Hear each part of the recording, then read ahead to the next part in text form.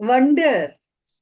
ఎందుకు ఇలా అవుతోంది అని ప్రశ్నించుకునే కంటే నా కోసమైనా ఎదుటి వాళ్ళ కోసమైనా సరే వండర్, ఆశ్చర్యపోవడం అనేది గోల్డెన్ లైన్, బంగారు సూత్రం. ఇది నా కోసమైనా ఎదుటి వాళ్ళ కోసమైనా సరే. ధీరస్తు భోజ్యమానేపి పీడ్యమానోపి సర్వదా ఆత్మానం కేవలం పశ్యంతు నా తుష్యతి నా కుప్యతి. ధీరస్తు, ధీరులు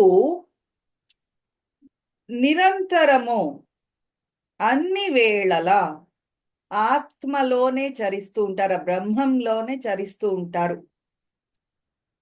బ్రహ్మచర్యం కోసం గురుదేవులు చెప్పిన కామెంటరీ పతంజలి యోగ సూత్రాల్లో గుర్తుంటే మీకు, ఏ పని చేస్తున్నా ఇది చెయ్యాలి ఇది చెయ్యకూడదు అని కాదు. దోమ కుడుతూ ఉంటే చంపడం అనేది తప్పు అనుకుంటే ఎలాగా, కాకపోతే అప్పుడు కూడా బ్రహ్మంలోనే చరిస్తూ ఉంటారు. అది బ్రహ్మచర్యము అంటే. ధీరస్తులు ఏం చేస్తారు, అన్ని వేళలా ఆత్మలోనే చరిస్తూ ఉంటారు.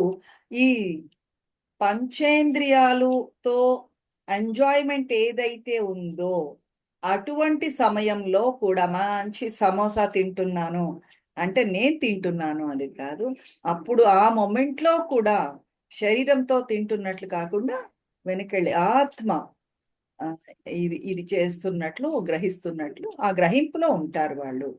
దానివల్ల ఏమవుతుంది, ఎటువంటి పరిస్థితుల్లో అయినా పరిసరాల్లో అయినా సరే బాధ ఉండదు. నేనేంటి ఇంత సాధకుడిని, నేను సమోసా తిని ఎంజాయ్ చేస్తున్నానే, నేను ఉల్లిపాయ తింటున్నానే, ఇది కాదు. ఇది ఆ బాధ అనేది అక్కడ ఉండదు. ఎలాగా అంటే ఒక్క అడుగు వెనక్కి వేసుకుని మిమ్మల్ని మీరే ఒక టీవీ సీరియల్ లాగా చూసుకుంటే, little bit of separation between you and your self. ఒక గ్యాప్ ఇచ్చి మిమ్మల్ని మీరు ఒక టీవీ సీరియల్ లాగా. అలే అరుణాకి ఇప్పుడు సమోసా తినాలని అదే అందులో ఎంజాయ్మెంట్ చూసుకుంటోంది, కానీ మిమ్మల్ని మీరు చూసుకుంటే దట్ విల్ బి గ్రేట్. బాధరేషన్ అనేది ఉండదు. కోరికలు తీరినప్పుడు ఆనందపడిపోరు. కోరికలు తీరిపోయాయి కదని ఎగిరి గంతేసి ఉబ్బి తబ్బిబ్బైపోయి అలాగా ఉండదు. కోరికలు తీరలేదు కదా అని చెప్పేసి బాధపడిపోవడము ఉండదు. ఎవరికి? ధైర్యవంతులకి, ధీరులకి అంటున్నారు ఇక్కడ గురుదేవులు. చూడండి ఎంత బ్యూటిఫుల్ పదం వాడారో. సాధకులు, సన్యాసి ఇటువంటి మాటలు ధీరస్తు అష్టావకులు వారు వాడిన ధైర్యవంతులకి కోరికలు తీరాయని తబ్బిబ్బైపోరు, కోరికలు తీరలేదు కదా అని బాధపడిపోరు. ఎందుకంటే దేనికైతే నువ్వు వ్యతిరేకించావో, దేనినైతే నువ్వు వ్యతిరేకిస్తున్నావో మీ లోపల బటన్స్ పుష్ అయిపోతూ ఉంటాయి, కోపం వచ్చేస్తూ ఉంటుంది. మీ కోపం వెనకాతలో ఉన్నది మీ కోరికే. అంటే ఏదైనా ఒకటి కావాలి అనే కోరిక ఉందనుకోండి, ఆ కోరిక తీరకపోతే కోపం వచ్చేస్తుంది. నాకు ఇలా కోరిక రాకూడదు అని లోపల అనుకుంటున్నారు అనుకోండి, నాకెందుకు ఇలాంటి కోరికలు వస్తున్నాయి, నాకు రాకూడదు అనుకుంటే అది మళ్ళీ బటన్స్ పుష్ చేసేస్తుంది, కోపం కింద కన్వర్ట్ అయిపోతుంది. కోరికకి ఒక ఒక చిగురుని కోరిక ఉంటే రెండో చిగురు ఉండేది కోపము. కోరికలైనా పట్టుకుని వేలాడుతూ ఉంటారు, లేదు కోపాన్నైనా పట్టుకు వేలాడుతూ ఉంటారు. మీకు శృంగారం అంటే ఇష్టమైనా ఉంటుంది, లేదు కోపమైనా ఉంటుంది, లేదు నాది అనే భావన ఉంది చూసారు, మమత్వం, దాంట్లో నిండా మునిగిపోతారు, లేదు అంటే దానికి ఎగెనెస్ట్ గా మాట్లాడుతూ ఉంటారు. ధీరస్తు, ధైర్యవంతులు ఏం చేస్తారు, వీటన్నింటి మధ్యలో ఉన్నా సరే చలించరు. సంపూర్ణత్వం ఉంటుంది, సంతృప్తి ఉంటుంది. నాట్ షేకెన్, చలించిపోరు, సంపూర్ణత్వం ఫీల్ అయిపోరు, సంతృప్తి పడిపోయామో అని ఫీల్ అయిపోరు, కోపము రాదు. ఈ సంఘటనల వల్ల యాజిటేట్ అయిపోరు వాళ్ళు. చిన్న చిన్న ఈ సంఘటనలన్నీ కూడా వాళ్ళకి ఇటువంటివేవి కలగజేయవు, ఇటువంటి పరిణామాలు వాళ్ళలో రావు. అది వయ్యానొచ్చు దాన్ని బంగారు కాంతి మీ వైపు ప్రకాశిస్తున్నట్లే లెక్క. ఈ 4 విషయాలు, కాన్సెప్ట్స్, ఎన్లైటన్మెంట్ అంటే ఏంటి అనే కాన్సెప్ట్ ఉంది చూశారు జనకుల వారిలో. అది తీసి పడేశారు అష్టావక్రుల వారు. ఎలా ఉండాలి చుట్టుపక్కల పరిస్థితులు, ఎలా ఉండకూడదు, ఇలా జరగాలి, అలా జరగకూడదు, ఈ కాన్సెప్ట్స్ అన్ని తీసి పడేసి ఏం చెప్పారు? ఎలా ఉండేవి అలా ఉంటాయి, ఆశ్చర్యపోవడం మాత్రమే నీ వంతు. ఈ ఐడియాస్, కాన్సెప్ట్స్, మైండ్ లో ఉండే కాన్సెప్ట్స్ ఉన్నాయి చూశారు. జ్ఞానోదయం అంటే ఇది అలా ఉండాలి, ఇలా ఉండాలి, బంధాలు ఉండకూడదు, వాటన్నిటి నుంచి పైకి తీసుకెళ్ళిపోయారు అష్టావక్రుల వారు జనకుడిని. మీకు గుర్తుంటే యోగ సూత్రాల్లో ఇంకో కథ కూడా ఉంది. మమత్వం నాది అనే భావన. ఒక అబ్బాయి తల్లిని, తండ్రిని, కుటుంబాన్ని వదిలేసి ఆ తపస్సు చేసుకుందికి వెళ్ళిపోయాడు. ఒక గురువు గారి దగ్గర చేరాడు. వైరాగ్యం, సంపూర్ణంగా వైరాగ్యం. ఆ ఇంటిని వదిలిపెట్టేశాడు, వెళ్ళిపోయాడు. కొన్నాళ్ళకి తపస్సు తర్వాత చాలా పెద్ద గురువు అయిపోయాడు, మంచి పేరు సంపాదించుకున్నాడు. మళ్ళీ తన గ్రామానికి వచ్చాడు. ఈ కథ గుర్తుందా మీకు? యోగ సూత్రాలు గురుదేవులు వైరాగ్యం కోసం చెప్తారు. అక్కడ వచ్చినప్పుడు ఆ ఊళ్ళో అందరికీ దర్శనం ఇస్తాడు, కానీ వాళ్ళ అమ్మని మాత్రం రావద్దు అని చెప్తాడు. ఎందుకు? అమ్మని కనుక చూస్తే నేను కరిగిపోయి సన్యాసాన్ని వదిలి మళ్ళీ గృహస్థాశ్రమం తీసేసుకుంటానేమో. అది వైరాగ్యం ఎలా అవుతుంది? ఆ తల్లికి ఎంత క్షోభ కలిగించి ఉంటాడు. అవునా? నాలో ఇలాంటి భావనలు వస్తున్నాయి అని రావచ్చు. వస్తే త్రిగుణాలకి లోబడి ఉన్నాం కాబట్టి పంచభూతాల వలన సహజ స్వభావంతో అటువంటి భావనలు వస్తే, అరే నాలో ఎలాంటి భావనలు వస్తున్నాయని వండర్ అవ్వమని చెప్తున్నారు అష్టావక్రుల వారు. అంతేకాని అమ్మని చూడను అనేది అక్కడ ఆత్మని అన్ని చోట్ల అంతటా ఈ ఆత్మే ఉంది అనేది చూడమంటున్నారు. అంతటా నిండి ఉన్నది ఈ చైతన్యమే అనేది చూడాలి. అప్పుడేమవుతుంది? కోపము ఉండదు, డిస్టర్బెన్స్ ఉండదు. ఈ చిన్న చిన్న విషయాలకే సంపూర్ణత్వం వచ్చేసినట్లుగా ఫీల్ అవ్వము. అండ్ దెన్ ఇది అంతా ఒక ఆటలాగా చూడగలుగుతాము. అర్థమవుతోంది? ఈ సంతృప్తి, గులాబ్ జామ్ తింటే సంతృప్తి. ఈరోజు గులాబ్ జామ్ చేసుకున్నాను, ఎంత బాగా వచ్చిందో. అయిపోయిందా?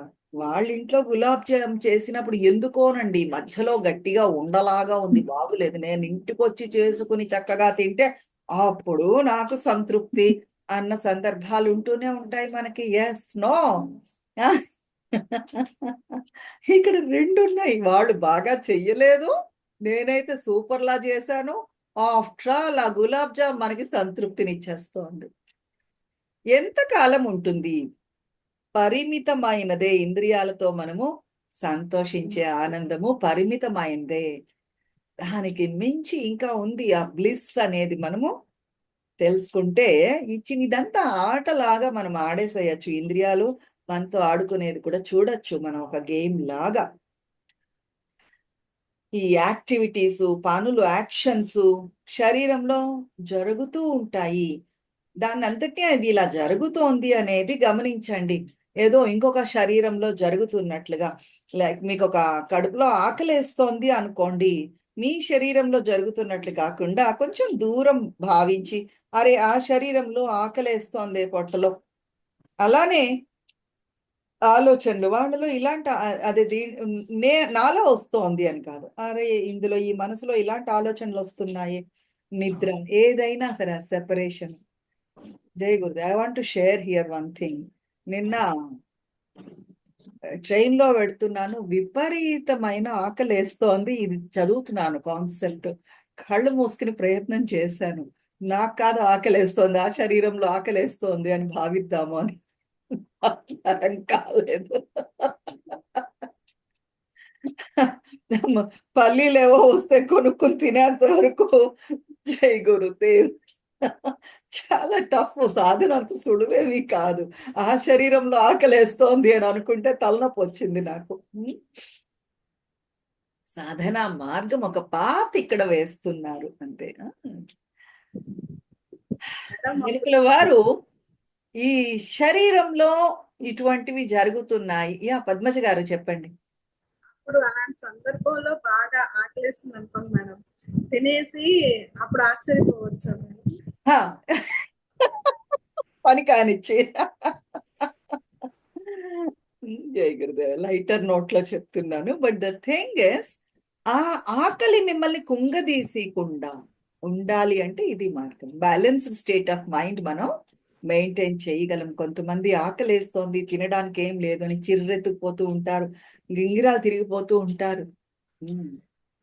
కంట్రోల్ చేసుకోవడం అనేది చేతనవుతుంది. అట్లీస్ట్ మనం జనకుల వారంత కాకపోయినా జనకుల వారు ఏం చేస్తున్నారు అంటే ఇవన్నీ కూడా ఈ శరీరంలో జరుగుతున్నాయి, ఎక్కడో జరుగుతున్నట్లుగా చూడగలుగుతున్నారు.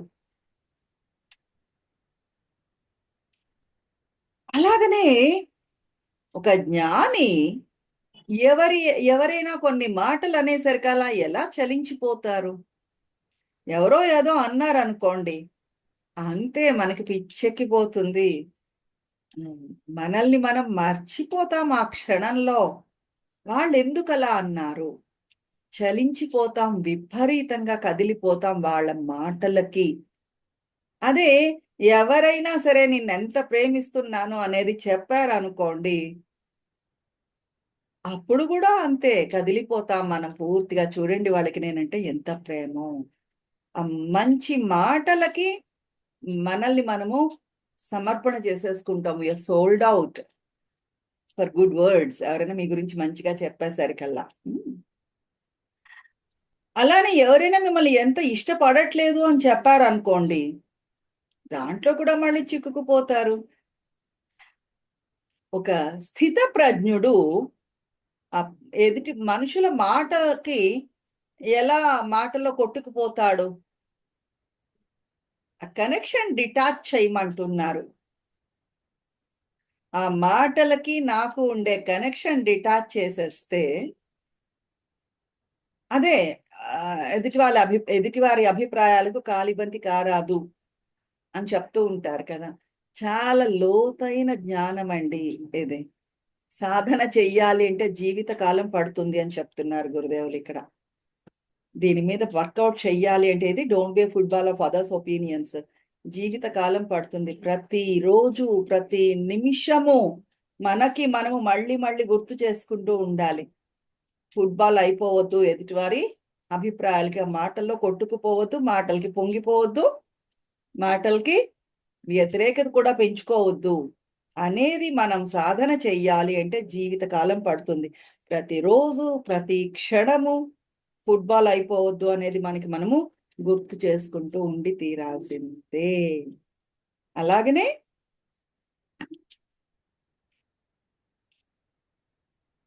స్వీకరిస్తున్నారా ప్రతి పరిస్థితిని? ఫుట్బాల్ అయిపోతున్నారా? సింపుల్ సూత్రాస్ ఉన్నాయి చూసారు, చాలా సింపుల్ సెంటెన్సెసే, కానీ తేలికగా తీసుకోవద్దు అని చెప్తున్నారు. వాటిని తేలిగ్గా తీసుకున్నారనుకోండి, మీరు నిండా మునిగిపోతారు. ఈ మాటల్ని మీ హృదయంలో పెట్టుకోండి, ఊరికే తలలో కాదు. ఇక్కడ చూడండి, ఎదుటివారి మాటలకి ఫుట్బాల్ అయిపోవద్దు అని అనుకుంటే నేనేం పట్టించుకోనండి అని చిరాకు విసుగుతో మనం స్వీకరించడం మానేస్తున్నామా? అది మనం గుర్తుంచుకోవాలి ఇక్కడ. అర్థమవుతోంది. ఒక్కొక్కసారి కన్వీనియంట్ గా ఆ మనుషులను వదిలేస్తాము, వాళ్ళ మాటలను వదిలేస్తాము. నేనేం పట్టించుకోనండి, అది అయిష్టతతో వచ్చినా సరే మిమ్మల్ని బాధ పెడుతుంది. తెలిసి తెలిసి వాళ్ళు ఈ మాట అరుణని అన్నారు అన్నట్లుగా చూడగలిగితే అప్పుడు మీకు ఫుట్బాల్ అనేది సరిగా సాధనలో పెట్టినట్లుగా అర్థం. కరెక్టా నేను చెప్తున్నది? Don't be a football of others opinions. Accept people and అర్థం సిచ్యుయేషన్స్ కాలేదు యాజ్ మేడం. They are. వ్యక్తులను పరిస్థితులను యథాతథంగా స్వీకరించి ఇవి ఎలాంటివి అంటే వండర్ఫుల్ సూత్రాస్ హృదయంలో పెట్టుకోవాలి. ఏం చేస్తామండి, తప్పదు కదా మరి, ఎలా జరగాల్సింది అలా జరుగుతుంది అనేది స్వీకరణ కాదు, పాసివ్ యాక్సెప్టెన్స్. అర్థమవుతోంది. అటువంటి పరిస్థితుల్లో కూడా చిరునవ్వుతో ఉంటే అది స్వీకరించడం. అందుకు హృదయంలో పెట్టుకోండి, ప్రతిరోజు ప్రతి నిమిషము వీటిని జీవిత కాలం పడుతుంది సాధన చేయడానికి అంటున్నారు. ఒక్కొక్కసారి మనకి మనము సర్ది చెప్పేసుకుంటా, నేను ఏ పరిస్థితులను స్వీకరిస్తానండి అంటూ ఉంటాం. లోపల చిన్న టింజ్ ఆఫ్ డిస్సాటిస్ఫాక్షన్ ఉంటుంది పరిస్థితుల పట్ల కానీ వ్యక్తుల పట్ల కానీ. అది కప్పిపుచ్చేస్తూ ఉంటాము. అది కాదు. సంపూర్ణంగా స్వీకరించినప్పుడు ఆ డిటాచ్మెంట్ మీకు వచ్చేస్తుంది. నేను అంటే శాశ్వత తత్వం, ఆత్మ, చైతన్యము. అరుణలో ఇలా జరుగుతోంది. ఆ సెపరేషన్ మీరు ఫీల్ అయినప్పుడు ఇదంతా ఒక గేమ్ కింద మీరు చూడగలుగుతారు అని చెప్తున్నారు గురుదేవులు. రైట్.